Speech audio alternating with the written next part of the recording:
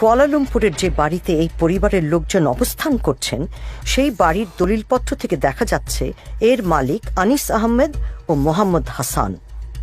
ইনি হারিস, আজিজের ভাই। তারপর এখানে আনিস আহমেদকে দেখা যাচ্ছে। আনিস আহমেদ হলো তাদের আরেকজন ভাই, যিনি এখন পলাতক। অবাক বিষয় যে উনি উনার নাম পরিবর্তন করেননি।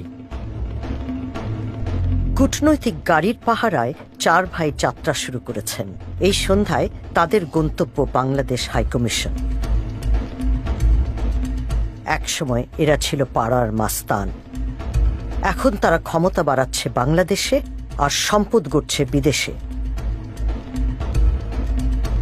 আজিজ সেনাপ্রধান, আনিস পলাতক আসামি যাকে আমরা মালয়েশিয়ায় খুঁজে পেয়েছি, জোসেফ 2 দশকের হাজতবাসী, আর হারিস এক পলাতক খুনি।